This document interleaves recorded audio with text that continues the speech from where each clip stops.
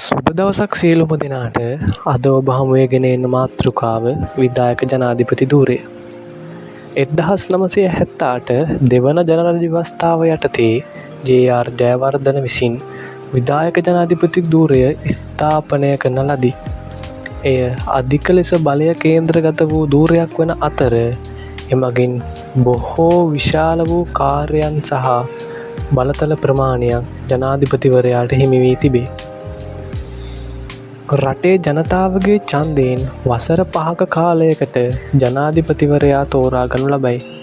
එසේ තෝරා ගනු ලබන ජනාධිපතිවරයාට විශාල වූ බලතල හා කාර්යයන් ප්‍රමාණයක් පැවරෙන අතර එම ජනාධිපති ධූරයෙන් ජනාධිපතිවරයා ඉවත් කිරීමට සංකීර්ණ නඩු කටයුත්තක් සිදු කළ යුතුය.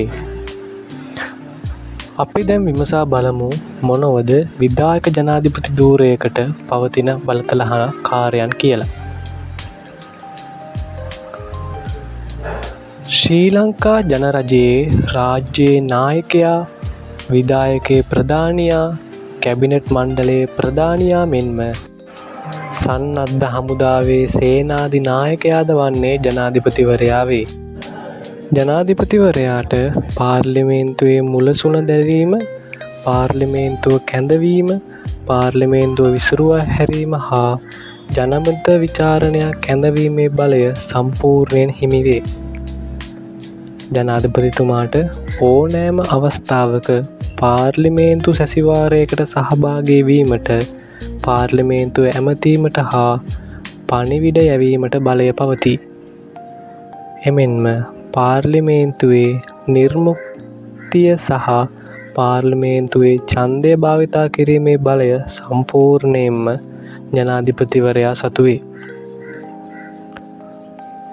පාර්ලිමේන්තු මැතිවරණයකින් පසුව ජයග්‍රහණය කරන පක්ෂයේ සුදුසුකම් ලද පුද්ගලයන් කැබිනට් අමාත්‍යවරුන් ලෙස පත්කිරීමේ බලයද ජනාධිපතිවරයා සතු වන අතර විශේෂයෙන්ම කැබිනට් අමාත්‍යවරුන්ගේ ප්‍රධානියා කැබිනට් මණ්ඩලයේ සමාජිකයන් අතරින් අගමැති ලෙස පත්කිරීමේ සම්පූර්ණ බලයද ජනාධිපතිවරයා සතු වේ.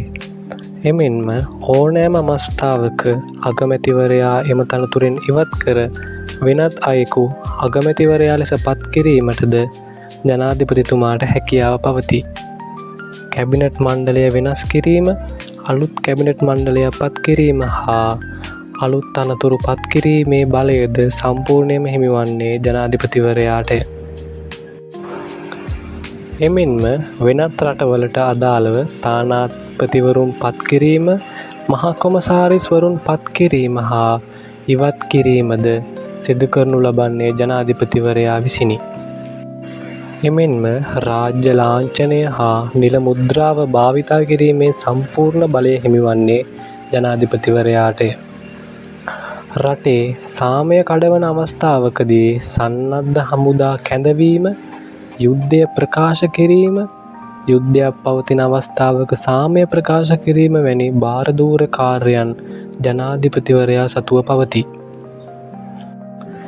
එමෙන්ම ගරු අධිකරණය මගින් නියම කරන ලද දඬුවමක් අවලංගු කිරීම, ලිහිල් කිරීම හෝ දඬුවම කල් දැමීමේ සම්පූර්ණ බලය ජනාධිපතිවරයා සතුව පවතී. සමස්තයක් ලෙස විධායක ජනාධිපතිවරයෙකු වීම නිසා බොහෝ බලතල හා කාර්ය ප්‍රමාණයක් මෙන්ම විශාල බලයක් ජනාධිපතිවරයා වටා ඒකරාශී වේ.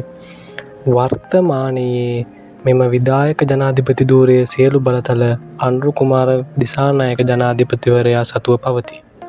ස්තුතියි. රැඳෙන්න අප සමග.